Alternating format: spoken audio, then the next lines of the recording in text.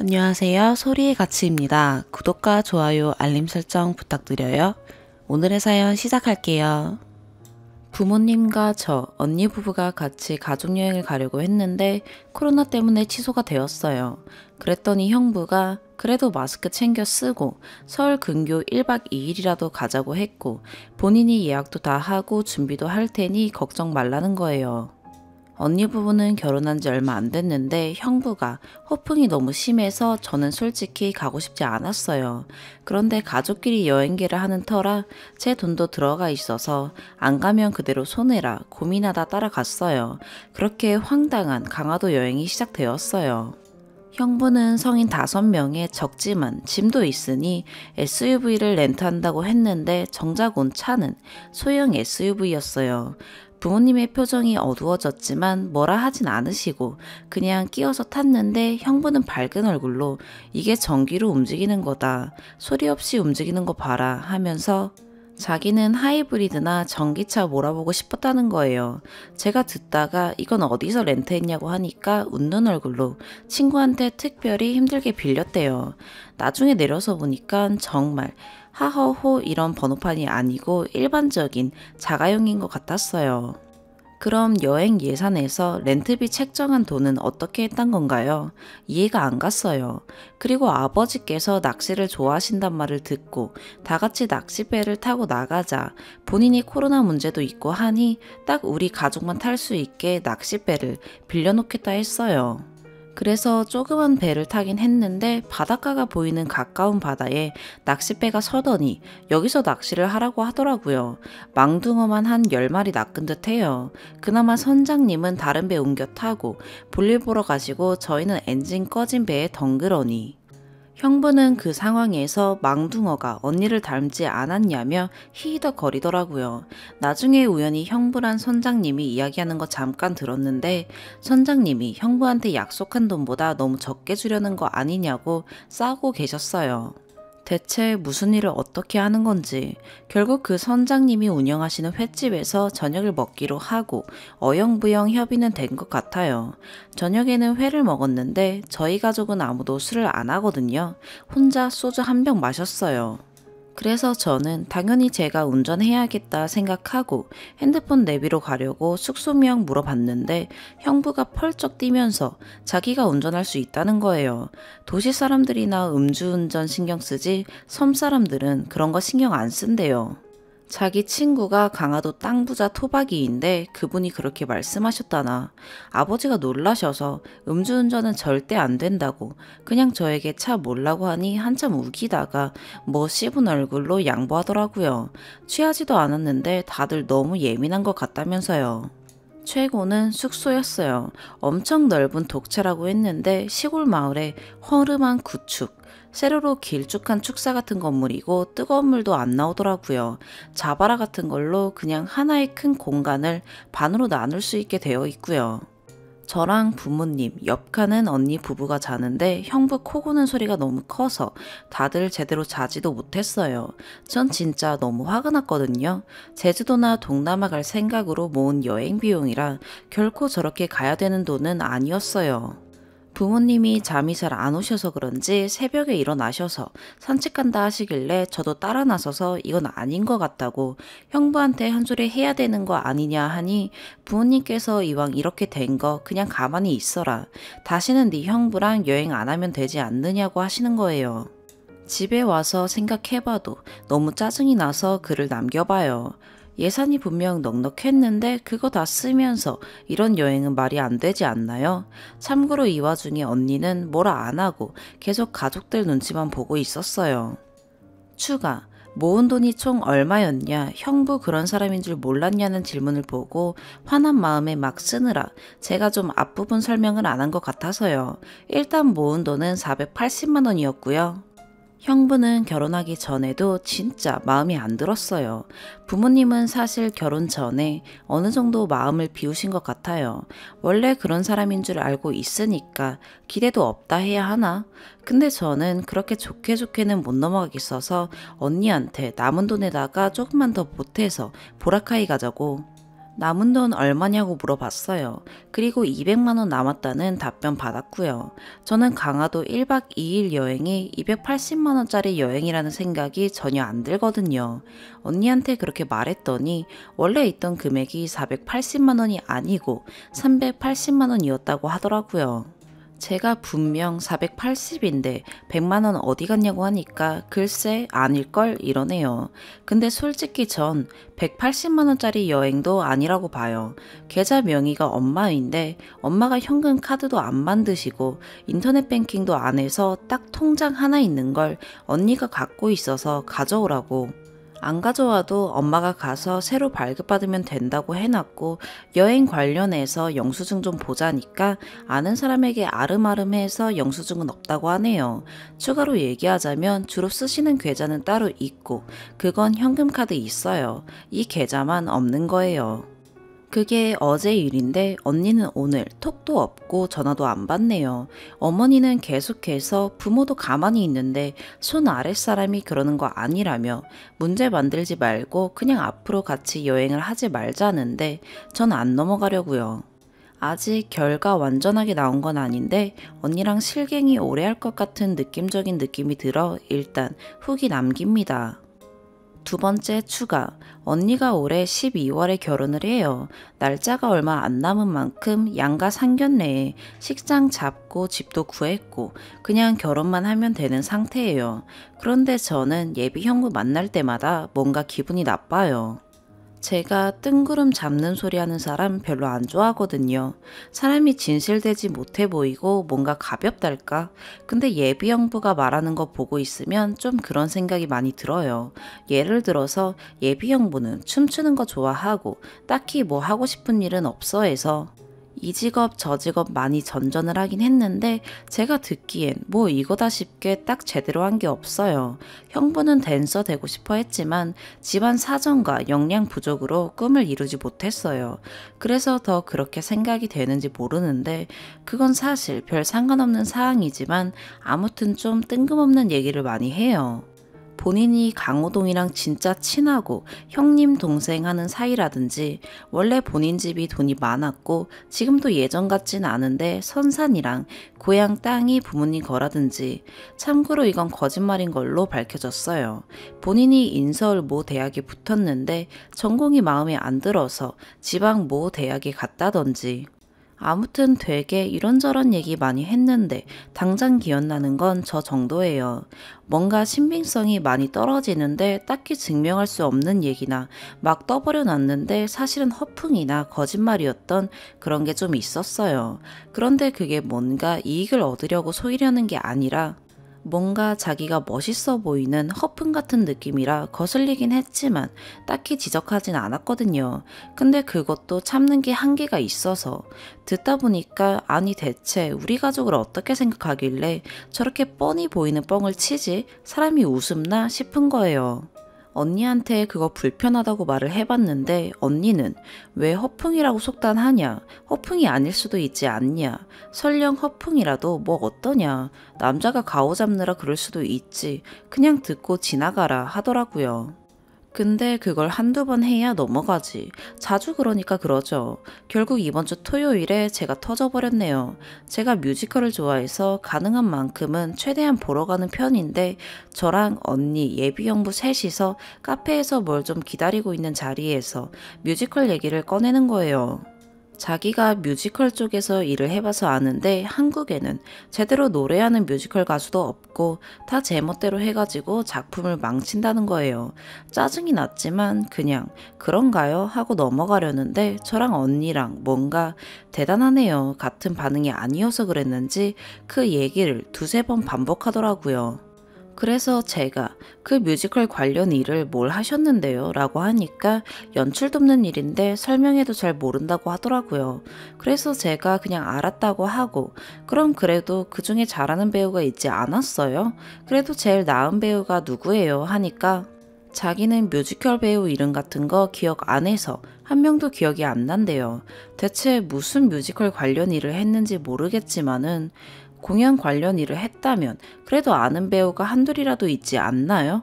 제 상식으로는 이해가 안 가서 기억이 한 명도 안 날 수가 있어요? 하니까 갑자기 화를 내시는 겁니다. 왜 자기 말꼬리를 자꾸 잡냐네요. 무슨 자기가 뮤지컬 배우를 꼭 알려줘야 하는 의무가 있냐면서 왜 시비를 거냐고 화를 버럭 내는데 진짜 놀랐어요. 누가 들으면 무슨 제가 예비 형부한테 욕이라도 한 줄 알겠어요. 근데 그 와중에 언니는 또 왜 형부한테 말을 그딴 식으로 하냐, 빨리 사과해라, 당연히 모를 수도 있는 거 아니냐, 왜 대체 배우 이름을 알 거라고 생각하냐 하면서 저한테 사과하라고 재촉을 하더라고요.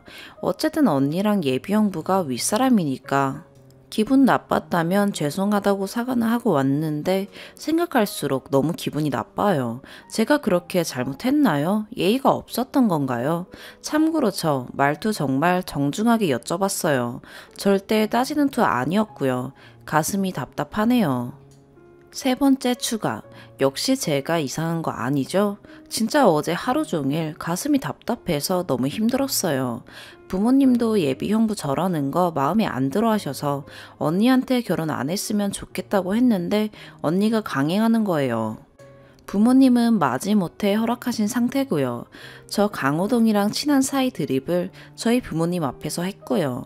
저희 아버지가 어이가 없어서 그땐 그냥 웃으시고 나중에 집에 와서 언니한테 이 결혼 꼭 해야 하냐고 물으니 언니가 저 사람 아니면 평생 결혼 안 할 거고 집에서 반대해서 이 결혼 못하면 평생 원망하고 살 거라고 해서 성사된 거예요.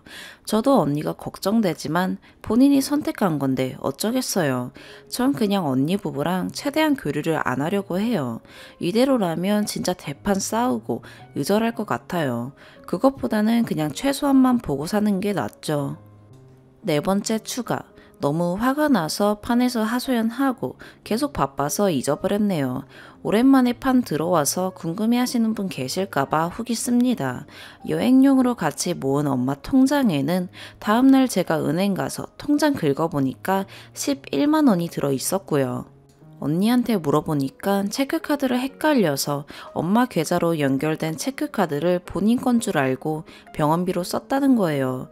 언니가 최근에 석회화 건염이란 병이 걸렸는데 통증이 심하고 시술을 받아도 계속 재발해서 병원에 자주 다녔었어요.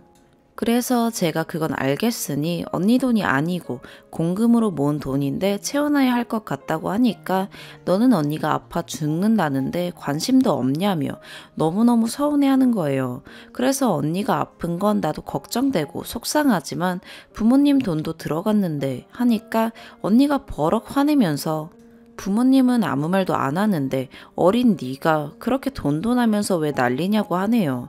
언니는 원래 그렇게 말 험하게 하는 사람이 아니었어요.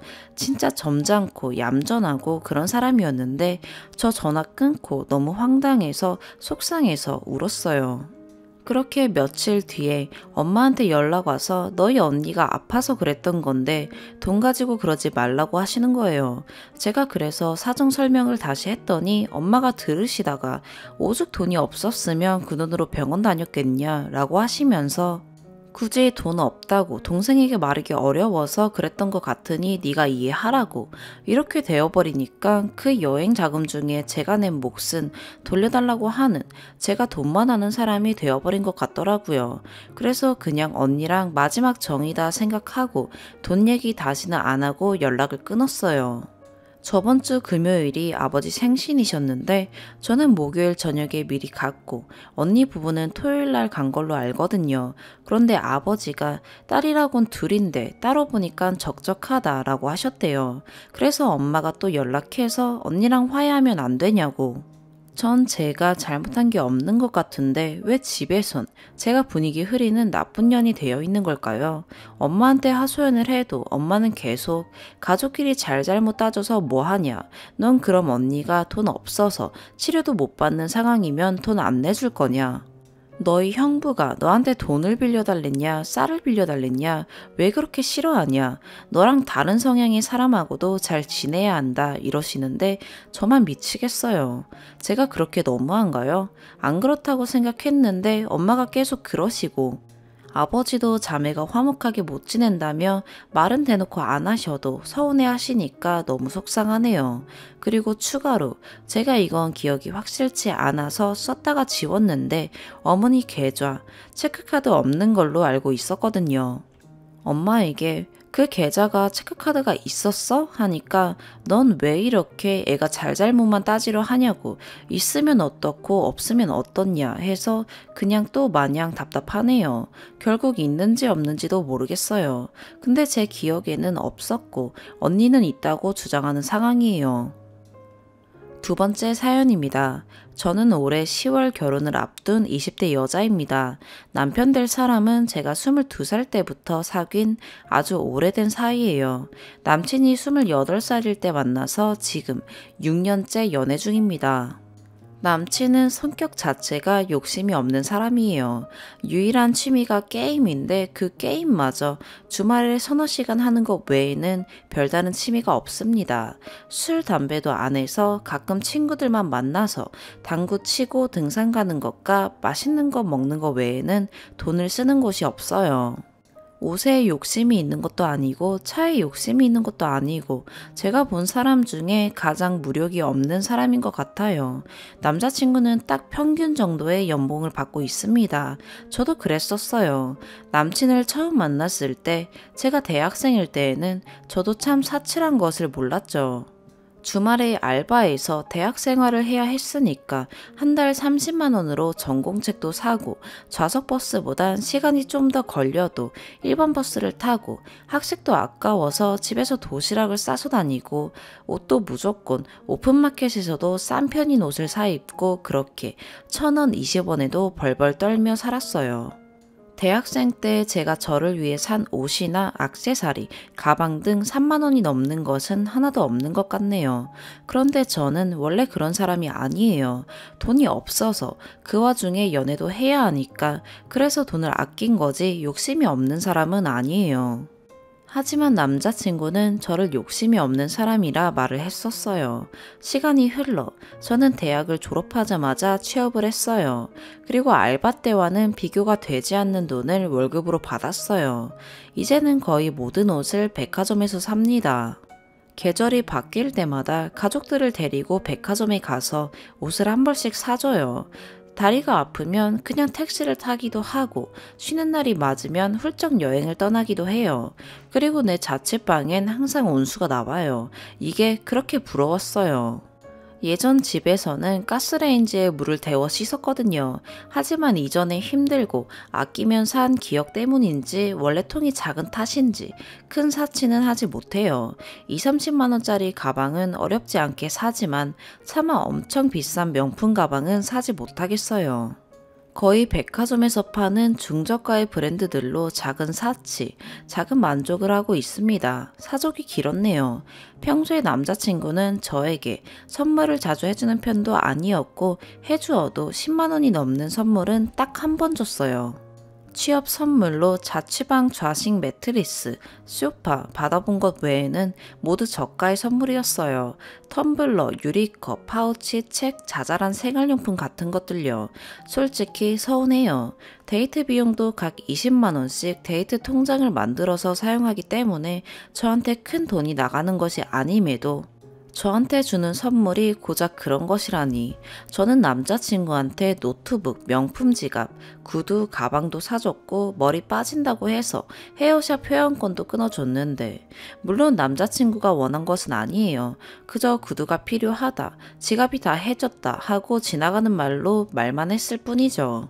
그럼에도 제가 별 말을 하지 않았던 것은 첫째로 그 사람의 마음이나 인격이 더 소중했고, 둘째로 그 사람한테 비싼 선물을 사달라고 하면 그 사람이 사줄 것이라는 막연한 믿음이 있었고, 셋째로 그 사람에게 허영 많고 사치하는 여자로 보이고 싶지 않았어요. 남자친구는 아직 나를 검소한 여자로 알고 있는데 그 기대를 실망시키고 싶지 않기도 했고요. 적어도 나는 내 남자친구에게만큼은 김치녀라고 불리고 싶지는 않았어요. 아무튼 저희는 얼마 전 6주년을 맞이했어요. 가지고 싶은 것이 있냐는 남자친구의 물음에 저는 시계라고 답을 했고 6주년이 되는 날 제가 받은 것은 3만원짜리 시계였습니다. 평균보다 연봉이 많은 회사에서 일하다 보니 제 입사 동기들, 회사 선후배들의 남자친구는 90%가 대기업 종사자이고 남자친구에게 받은 선물 또한 핸드폰, 대리석, 식탁 등의 가구, 100만원은 훌쩍 넘어가는 선물을 큰 무리 없이 주고받곤 하는 것을 들어요. 물론 100만원이 넘는 선물을 바라진 않지만 참 속물적이게도 저는 너무 부끄러웠어요. 그 시계를 차고 일도 못하겠고 학회도 못 가겠고 친구들은 몰라도 회사 사람들에게 자랑은 더더욱 못하겠어요. 선배들은 저보고 그 돈 받아서 명품 가방 하나 안 사고 뭐하냐고 하는데 그런 사람들한테 6주년 선물로 결혼을 약속한 사람에게 3만원짜리 시계 받았다고 진짜 말 못하겠어요. 그래서 싸웠습니다. 싸우는 와중에 오빠가 이때까지 나한테 해준 선물 중에 10만원을 넘는 게 쇼파 빼고 있냐 라고 말을 했는데 거기에 대해서 남친은 상처를 받은 모양이에요. 이제까지 선물을 줄 때마다 가격을 생각했었냐고. 그랬으면 정말 상처라고. 제가 그런 여자인 줄은 몰랐다고 왜 이리 변했냐고 말하네요. 그래서 저희는 아직까지 냉전 중입니다. 저는 검소한 여자가 아니에요. 오히려 대학생 때의 검소한 생활이 아니 구질구질한 생활이 저한테는 너무나 숨이 막혔고 힘들었습니다. 지금 크진 않지만 적당한 사치를 하고 사고 싶은 것이 있으면 사는 소비를 하는 지금이 행복해요. 그리고 이런 것을 행복해하는 제가 진짜 제 모습이라 생각합니다. 그런데 남자친구와 결혼을 하면 이런 제 모습을 잃을 것 같아요. 숨막혔던 그때의 생활로 돌아갈 것 같아요.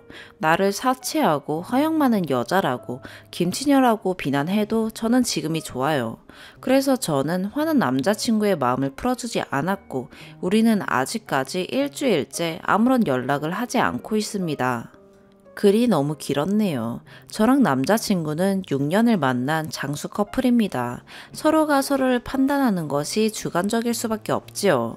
그래서 글을 올립니다. 남들이 객관적으로 볼 때 제가 속물적인 건지 남자친구가 무심한 건지 여쭤보고 싶어서 글을 썼습니다.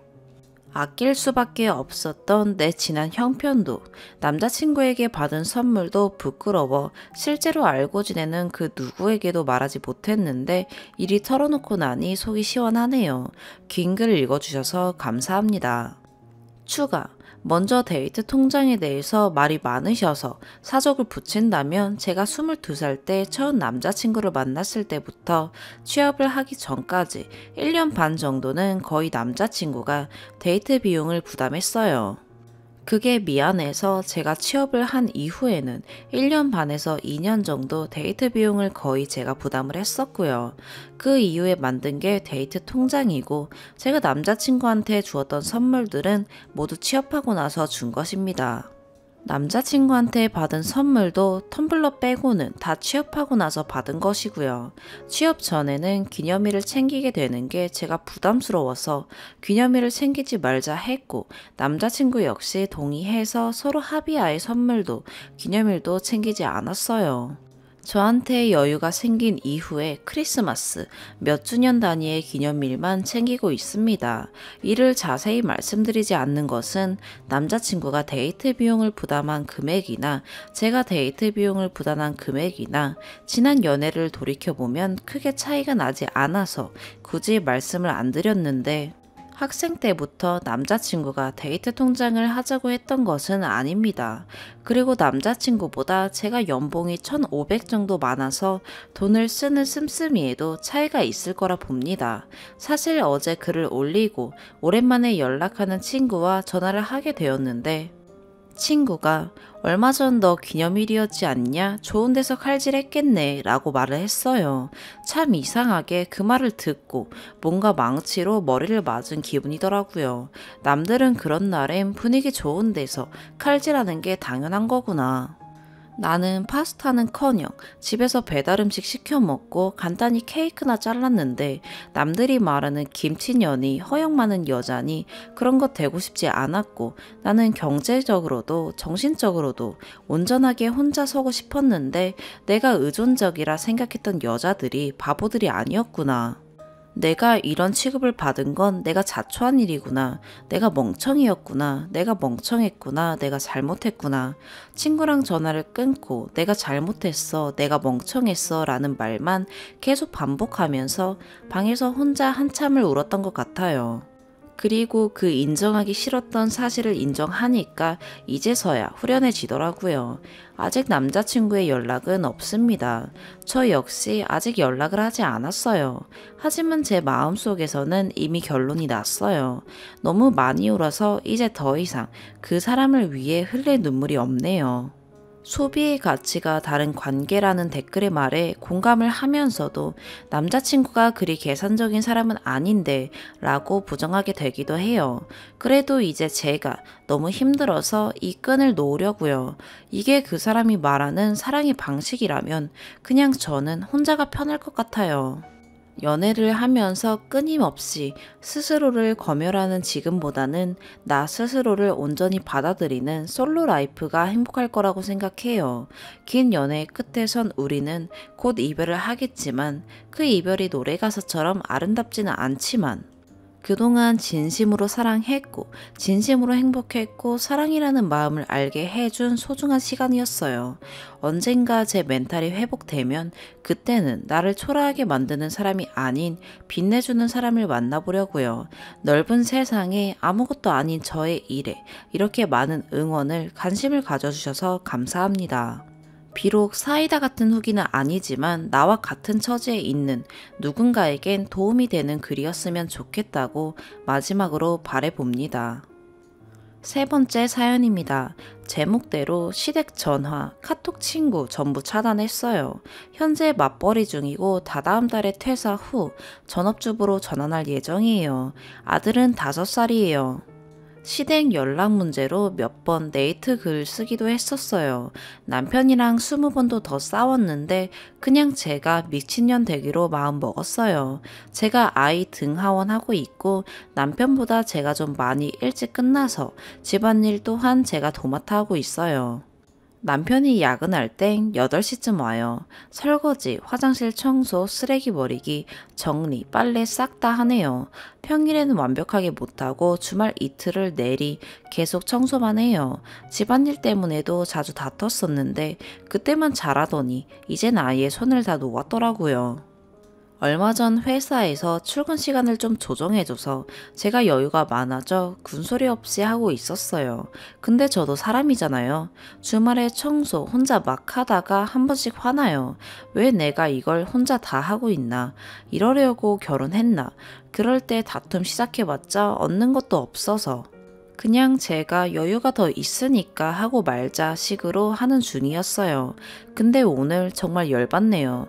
저녁에 배달음식 시켜 먹고 제가 먼저 방으로 들어왔고 남편이 애 씻기다 저랑 씻는다고 난리쳐서 제가 들어가서 씻기고 방에 와서 놀다가 애 재웠어요.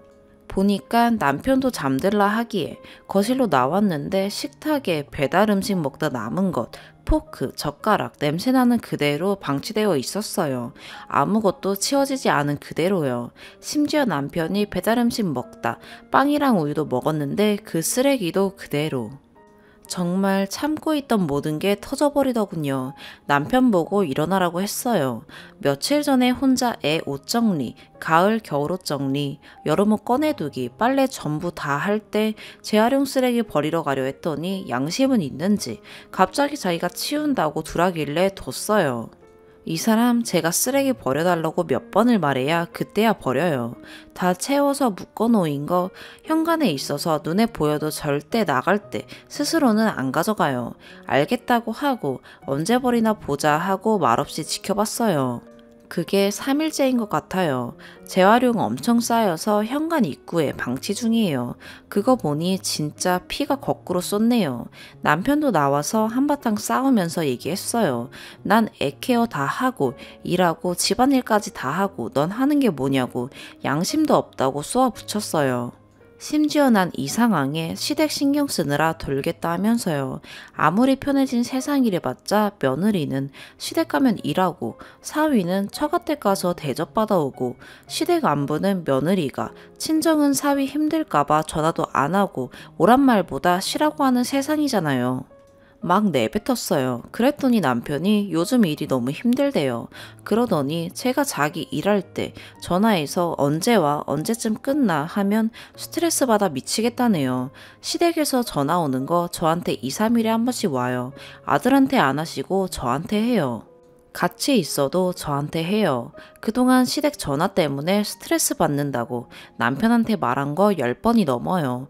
전 친정이랑 친한 지인들이랑도 급한 거 아닌 이상 통화 잘 안 해요. 여태 참고 시부모님이니까 어른이니까 착한 며느리 되자 하고 있었어요. 그 말 들으니 뭔가 나사 하나가 나간 느낌이 들더라고요. 시부모님 전화 내용 빙빙 돌려 좋게 말하셔도 결국은 시아버지가 애 보고 싶어 하신다. 남편은 언제 쉬냐? 너희는 왜 전화가 없냐? 잘 사나 전화해봤다. 라는데 결국 솟뜻은 왜 안 오냐? 왜 오지도 않고 전화도 안 하냐? 이 뜻 아닌가요? 저 어머님 전화 들으면 굉장히 스트레스 받고 언제쯤 가야 할지 불안하고 초조해지면서 언제 가야 할지 며칠 동안 계속 생각하거든요. 계속 신경이 쓰여요. 근데 남편이 제가 전화 와서 언제 오냐고 하면 스트레스 받는다네요. 제가 그 기분 이제 느꼈냐고 우리 이제 서로 스트레스 받지 말자고 했어요. 그랬더니 그거랑 그거는 다르대요. 다르겠죠. 남편은 제가 그렇게 물어보면 퉁명스럽게 몰라 해봐야 알지 끊어 하고 끊거든요. 전 시부모님 비위 맞춰가며 전화 받고요. 그래서 나 앞으로 너한테 전화 일절 안 하겠다. 지금부터 시댁 전화 전부 차단하겠다 하고 차단해 놨어요. 앞으로 일은 저도 몰라요. 그런데 한 가지 확실한 건 전 이제 전처럼 착한 며느리 흉내 못 내겠어요. 남편은 저희 집에서 대접만 받고 스트레스 하나도 안 받는데 전 스트레스 풀로 받으면서 시댁 가서 일하라고 우리 부모님이 저 키워주신 거 아니잖아요. 남편이라도 제 편이고 도와주고 사랑해주면 참겠는데 더럽고 치사해서 결혼이 아닌 파출부의 대리효도는 더는 못하겠네요. 추가. 어제 다투고 제정신 아닌 상태로 글 올리고 잠들었는데 일어나 보니 정말 많은 댓글들이 달렸네요. 댓글 달아주시고 같이 화내주신 모든 분들이 궁금해하실 것 같아 후기 남깁니다. 사실 후기라고 할 것도 없어요. 아직도 상황은 그대로입니다. 오전에 남편이 일찍 출근하면서 저한테 미안하다고 카톡 남겨놨더라고요. 무시하고 애 등원시킨 후 출근했습니다.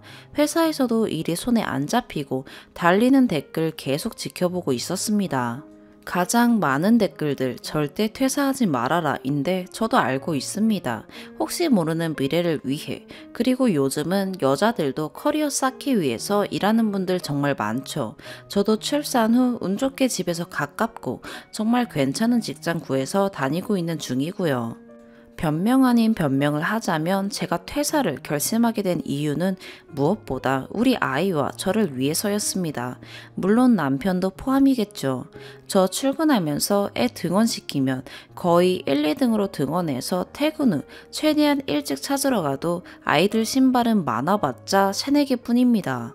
1년 이상 보내고 나서야 좀 익숙해졌을 뿐 남아있는 아이들 신발 개수를 세어볼 때마다 마음이 너무 아팠습니다. 결정적으로 퇴사를 결심하게 된 이유는 아이가 아프면 정말 힘듭니다. 시댁, 친정 모두 부모님들께서 맞벌이 중이셔서 아이가 아파도 맡길 곳이 없습니다.